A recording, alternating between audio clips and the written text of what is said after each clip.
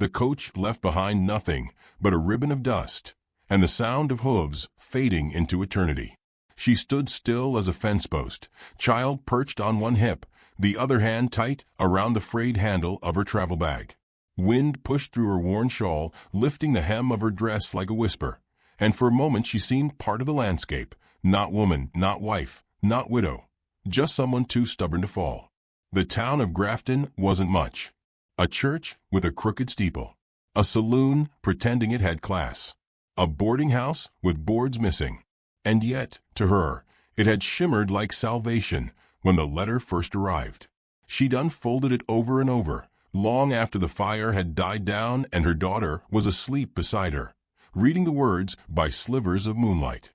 I seek companionship. I have land and room. I do not mind if you're plain or poor, only honest. Honesty, she thought, had many faces. She had chosen the one that hurt the least to wear. Her boots struck the packed dirt of Grafton's main street with a steady rhythm, her little girl cradled close.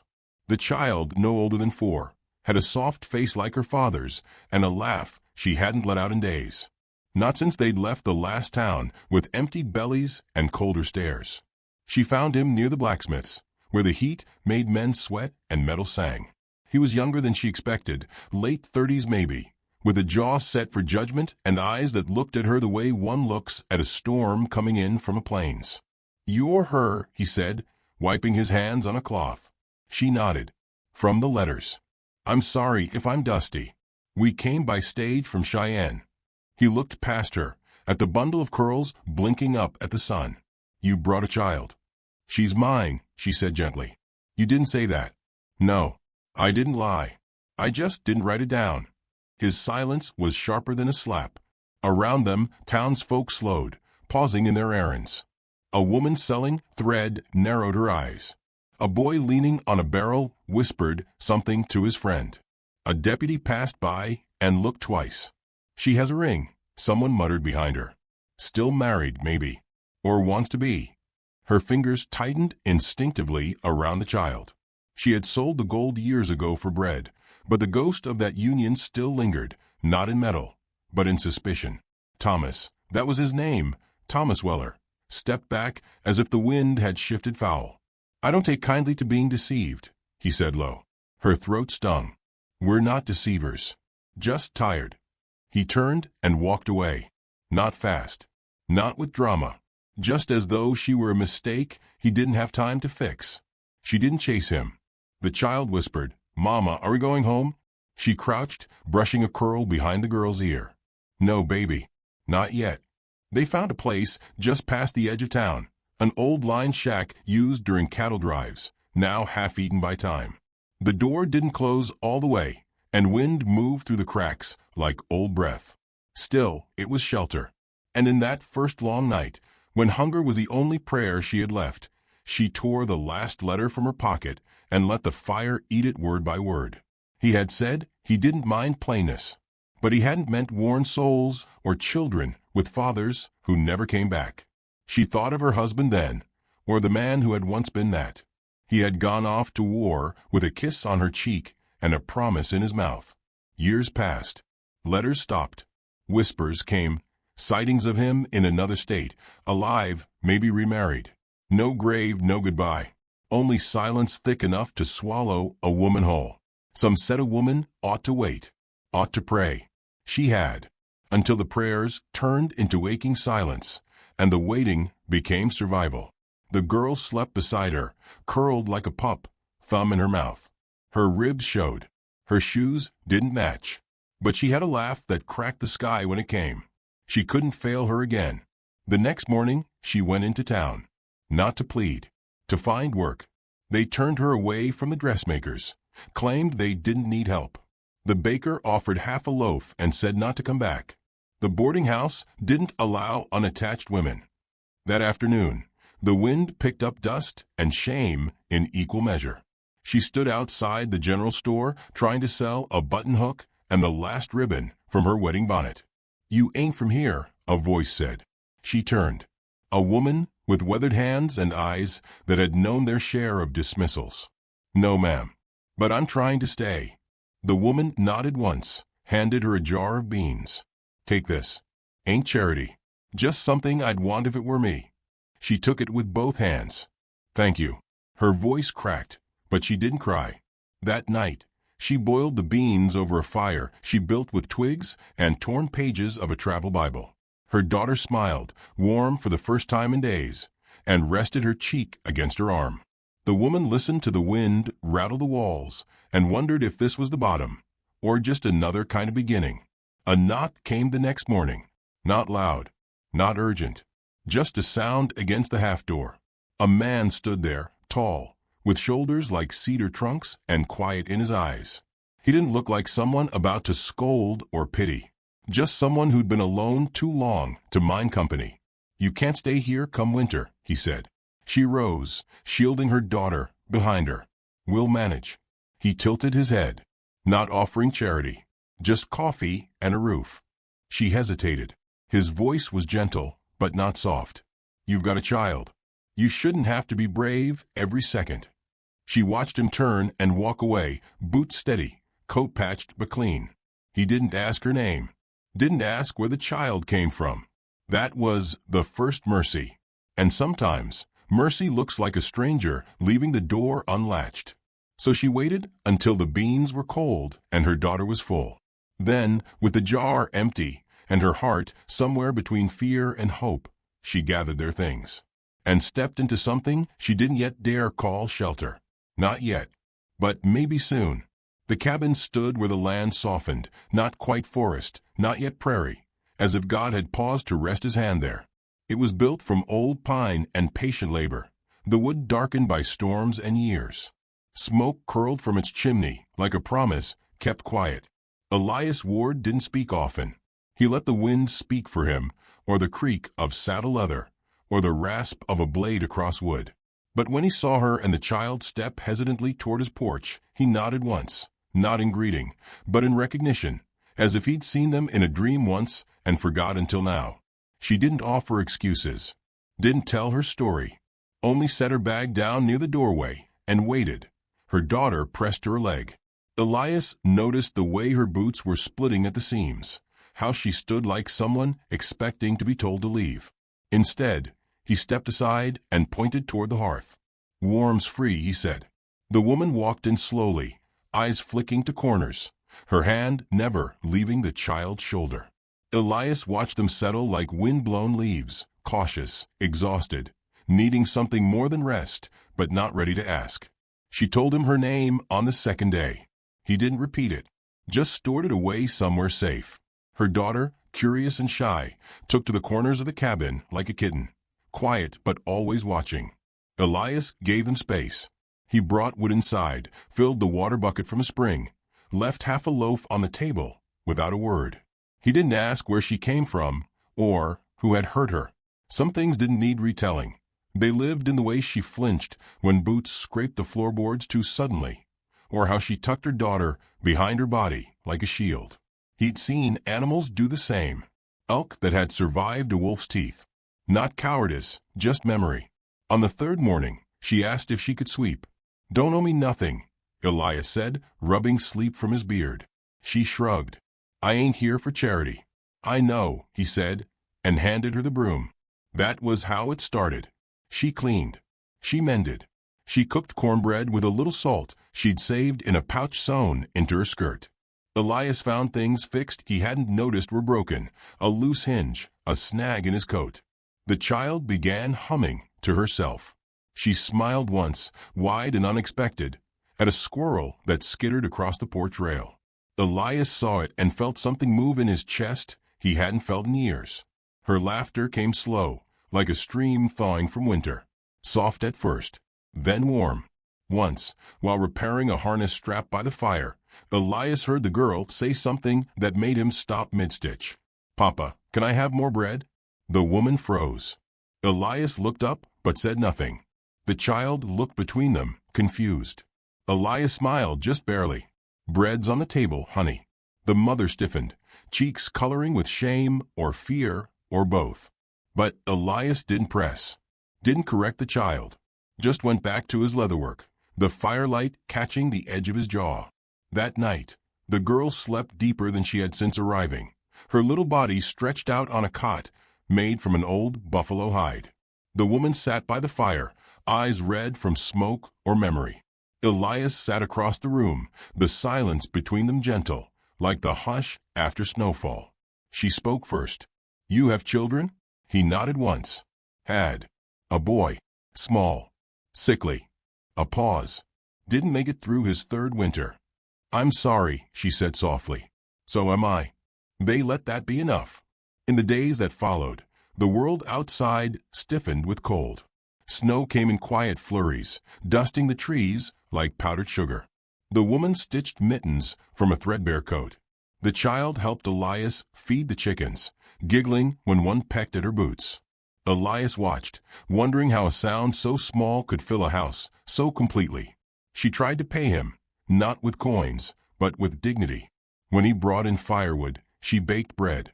When he fixed the roof, she patched his shirt. They lived like two streams joining, not loudly, but with purpose. Still, townsfolk talked. They always did. One afternoon, Elias rode into Grafton for supplies. The shopkeeper leaned across the counter with a knowing smirk. "You boarding angels now, Ward?" Elias met his gaze flatly. "Just offering kindness." The man drawled. "That what we're calling it these days?" Outside, a boy threw a rock at Elias's horse. Another man called something crude. Elias ignored them all. Words were like wind. They only mattered if you built your house too light. But when he returned, he found the woman sitting on the porch steps, shoulders tense, hands gripping her skirt. "You told them?" she asked, not accusing, just tired. They guessed. She nodded, slow. "I'm used to it." He sat beside her, the wood cool beneath them. "You shouldn't have to be." The child was inside, napping with a blanket over her toes.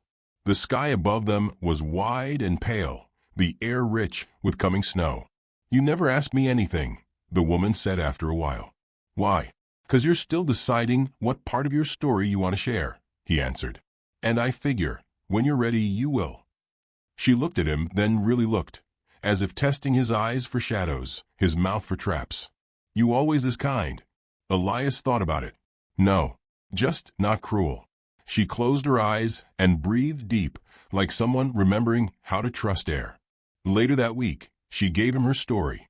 Not all at once, not in some grand confessional, but in pieces, a sentence here, a fragment there. Her husband had left for war. She hadn't heard from him in years. Rumors said he might have lived, remarried, started over somewhere he didn't have to remember her. She had waited, prayed, but hunger made faith harder to hold than a child's hand. "I never meant to deceive," she said one night, folding laundry by lantern light. "I just wanted someone to see me as something more than broken." Elias watched her fingers smooth the cloth. "I don't see broken. I see brave." The child came running in then, a carved wooden rabbit in hand. Elias had whittled it for her, not for thanks, just because the silence needed softening. "Mama, look what Papa made me," she beamed. The woman froze. Elias chuckled softly. "She's got a good imagination." The woman knelt, holding the toy. "No, she's got a good heart."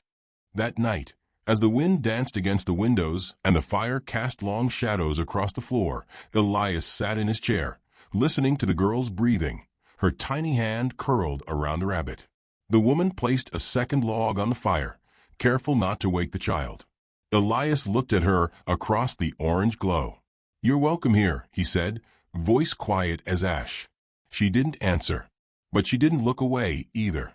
And sometimes a look is all it takes to begin calling something home. The first true snow came silently, soft as breath. It blanketed the pines like lace pulled over sorrow, covering everything that had once been bare. The world grew slower, white, still. In the hush between storms, time itself seemed to kneel. Inside the cabin, firelight danced low across the walls, flickering like memory.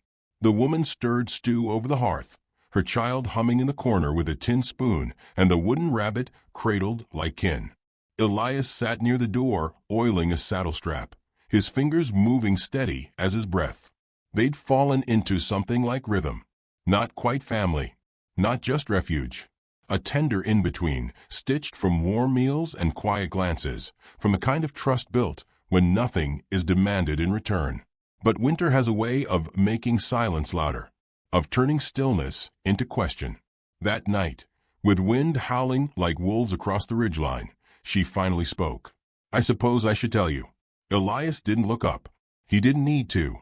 "Tell me what you want. I'll listen." She sat down across from him, her knees tucked beneath her skirt, hands folded in her lap like a prayer too weary to rise. The child slept behind her, cheeks flushed with fire's kiss. "My husband never came back from the war," she said. "No letter. No grave. Just gone. I waited. Everyone said to wait. He'll return, they said. Men get delayed, or lost, or shell-shocked."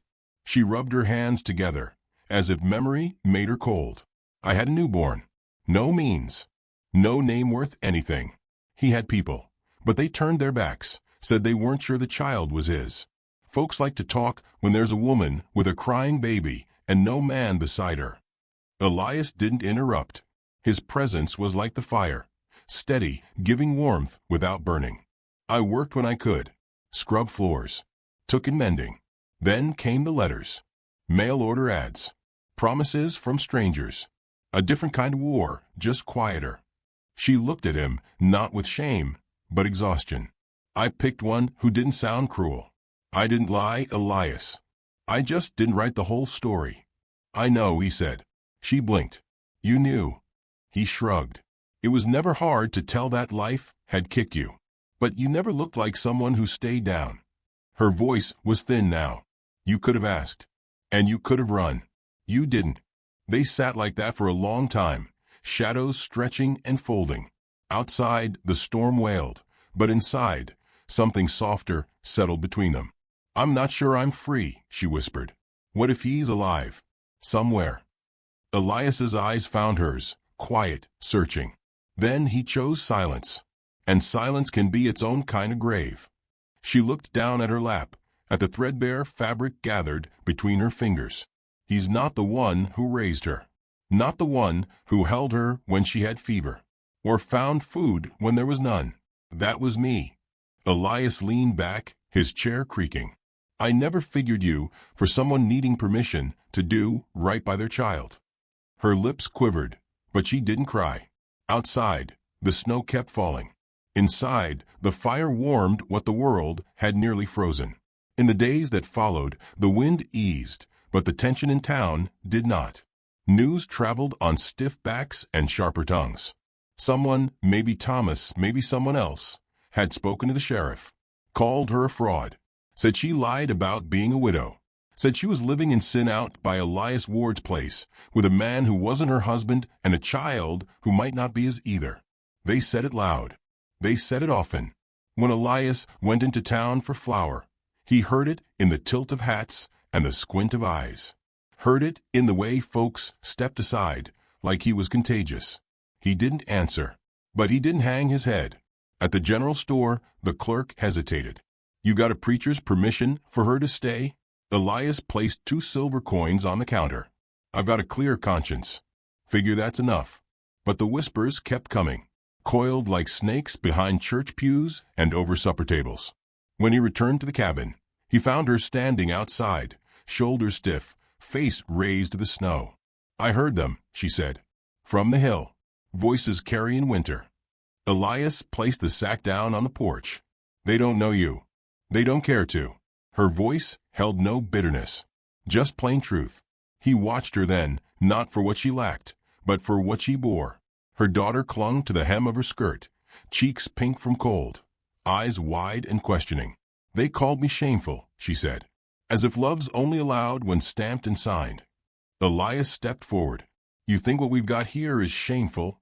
She shook her head. "No. I think it's the first peace I've known since I buried my mother." He reached for her hand, his fingers warm despite the cold. "Then let them call it what they want. We'll keep calling it what it is." She met his gaze. "And what's that?" He glanced toward the cabin, where light spilled from the window like honey. A beginning. That night, she slept with her daughter curled between them, not out of fear, but comfort.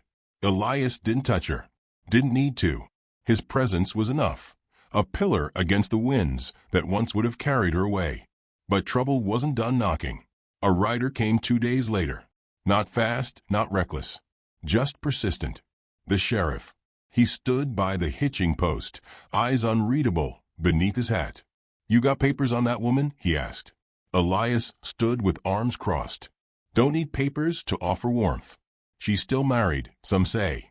Some also say rain don't fall on Sundays. Don't make it true."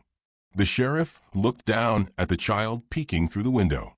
"You're not her father." Elias said nothing. "You planning to be?" Elias looked toward the cabin, where she now stood framed by the doorway, chin high despite the weight pressing down. "Yes," he said. "I believe I am." The sheriff sighed. "You'll need more than belief." Town council stirred up. "You should think about marrying her, or sending her on." Elias didn't flinch. "She's not baggage. She's not shame. And she's not leaving." The sheriff mounted up again. "Then I hope your back's as strong as your mouth." He rode off. That evening, Elias found her by the fire, brushing her daughter's hair in long, slow strokes. "They're coming for us, aren't they?" she asked. He knelt down beside her. "Let them." She looked at him, truly looked, as if seeing through every storm he'd weathered. "You'd stand with me? Even now?" "I already am." She didn't answer with words, just leaned her head against his shoulder, and together they watched the fire burn slow and steady, refusing to go out. It began with a knock, not the hesitant kind, nor the kind meant to ask. This one demanded. The town had gathered before the church steps by midday, the sky bruised with cloud, the wind sharp and stirring as if the air itself were uneasy. Bells hadn't rung, but people came, drawn by whispers, fueled by certainty. They stood with arms folded, expressions pinched, words half-swallowed like curses waiting for excuse. The woman stood beneath the chapel's overhang, snow melting into the wool of her shawl. Her daughter clung to her skirt, wide-eyed and silent. Elias stood behind them, tall and calm, his hands at his sides, his jaw set like timber too seasoned to burn. The preacher stepped forward, round and red-faced, with a voice like thunder stolen from someone else's sky. "This woman," he declared, "has brought shame to our town. Lied. Bedded down with a man not her husband. Bore a child in sin." Murmurs flared and dimmed like fire catching dry brush. Some turned their eyes downward, uncomfortable with the sharpness of the words. Others leaned forward, eager for spectacle. She said nothing. Let them burn through their righteousness. Let them use every word like kindling. Thomas Weller emerged from the crowd, coat too clean, voice rehearsed. "She told me she was unmarried," he said. "She let me believe she was free. But her husband may yet live. There are reports. A sighting in Amarillo. She lied to me. She played the part of a desperate widow, but she is still bound by vows." "She's bound by survival," Elias said, voice like the first crack of thunder before rain. "You can twist the truth to fit your comfort, but don't mistake desperation for deceit." The preacher lifted a hand, as if to silence both men. "Mr. Ward, you take her in fine. But understand this, the council will not abide it. There is law. There is God's law. And both say the same. She has no place under your roof if she remains married to another." The girl clutched the hem of her mother's shawl, her small voice nearly lost in the wind. "Mama's not bad." That stopped something in the crowd. A breath, a flicker of conscience or shame. The woman knelt and wrapped her daughter close. "No, sweetheart," she whispered. "We're just not wanted here." She rose slowly, facing them all. She didn't weep, didn't beg, just stood in the cold with the strength of every hard year in her spine. "I wrote a letter," she said. "Not because I wanted a husband, but because I didn't want my daughter to starve. I didn't lie. I omitted. There's a difference. I was trying to protect the only thing left that matters to me." Thomas scoffed. "You think your story earns you forgiveness?" "No," she said. "I don't want forgiveness. I want to be left alone." Elias stepped beside her, not towering, only standing in solidarity. "She's done more good in that cabin than most of you have done in a decade," he said. "She feeds. She mends. She works harder than men twice her size. She carries shame that doesn't belong to her just to keep her daughter safe. That's not sin. That's sanctity. The preacher raised a paper, trembling with self-importance. We have a letter, a report, witness accounts. The army states her husband is not listed among the dead. Someone else, a woman in a gray bonnet, stepped forward. Voice quiet, trembling but true. I lost my boy at Antietam. We waited 3 years before they told us. Just because he wasn't listed didn't mean he lived. Elias took the letter from the preacher's hand. His voice dropped to a calm that chilled more than any shout. This letter's dated 6 months ago, but you ignored the one that came last week. He pulled a second paper from his coat, held it high. A declaration from the War Office. Confirmed. Private Malcolm Rudd, presumed dead. Witness accounts from the field. No return. No reappearance. His name now etched among the lost. The crowd fell to a hush. Some blinked. Some shifted. The preacher reached for the letter, but Elias did not hand it over. She is a widow, he said. And you tried to cast her out anyway. A man from the back, one who had once shared a drink with Elias by a frozen stream, removed his hat. We didn't know. You didn't want to, Elias said. The woman stepped forward, not defiant, just unafraid. I am not ashamed, she said, voice clear and soft. You wanted me to be. You wanted my child to carry that shame, too. But I will not teach her that silence means guilt. Thomas turned to leave, face hard with something sour and hollow. The preacher looked stunned, as if his words had finally failed to summon fire. And then the girl, small and fragile and brave, walked to Elias, holding a wooden rabbit. Papa, she said, can we go home now? Elias bent down, voice rough with something held too long. Yes, little one. We can.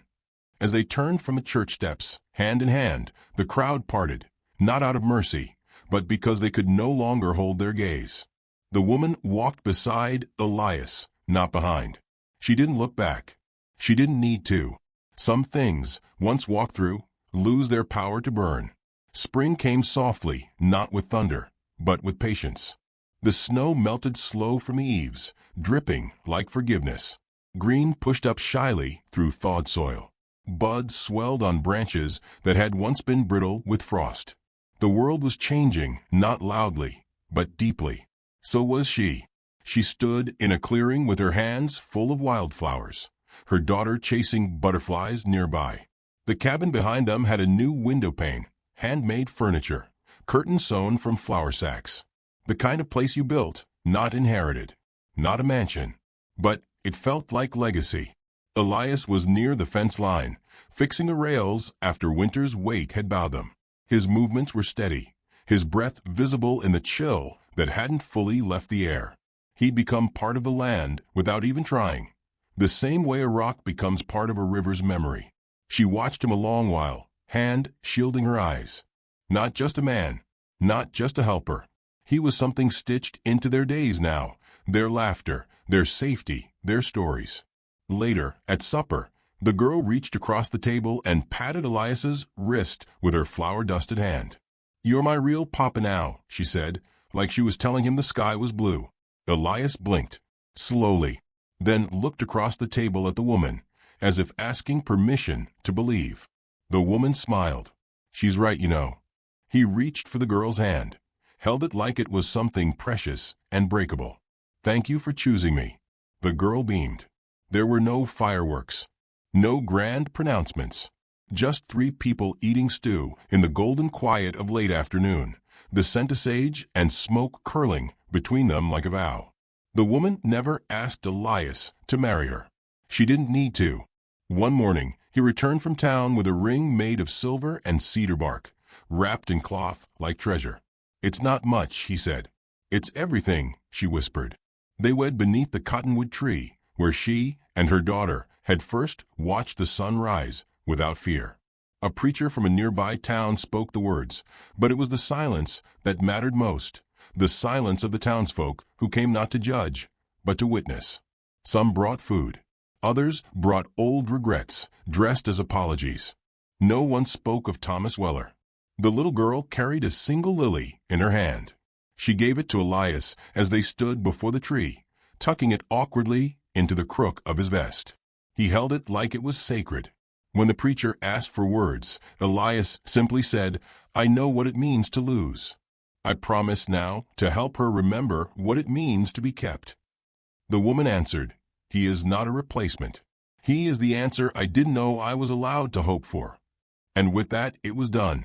In the months that followed, life grew quietly bold. The girl learned to read by lamplight, while Elias carved toys beside her. The woman planted herbs by the window. The air filled with the smell of cinnamon, of firewood, of honey warming in the sun. One morning, the girl came in with a painted rock in her hand. On it, in blocky letters, was a name. It wasn't Elias.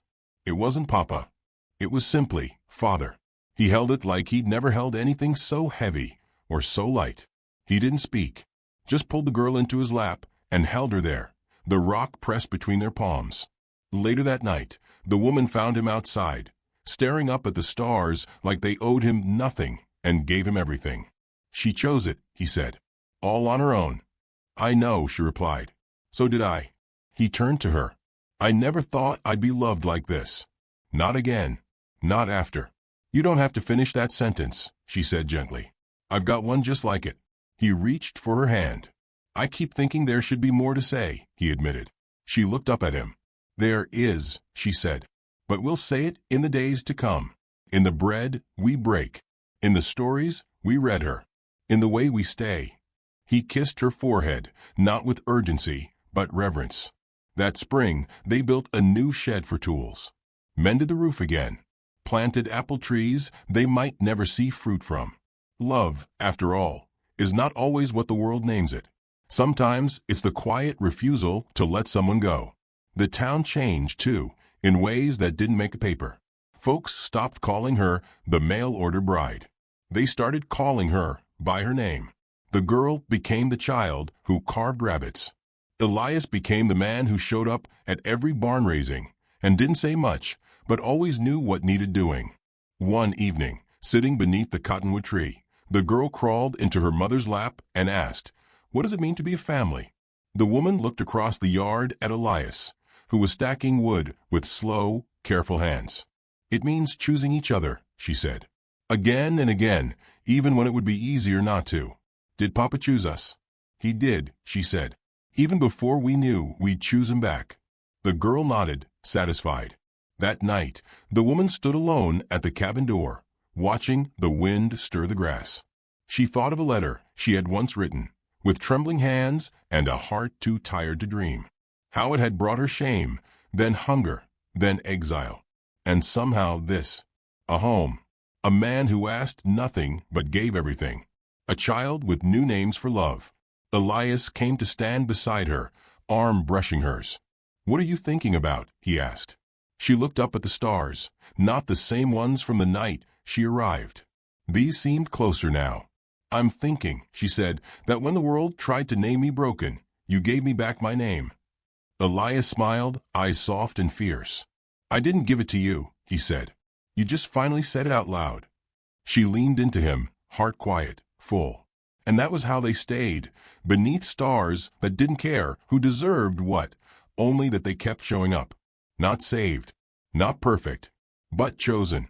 And in the child's drawing the next morning, scribbled in wild crayon on the back of a flour sack, were 3 stick figures beneath a tree. Above them, in a shaky scrawl that took her all breakfast to spell, was one word: family.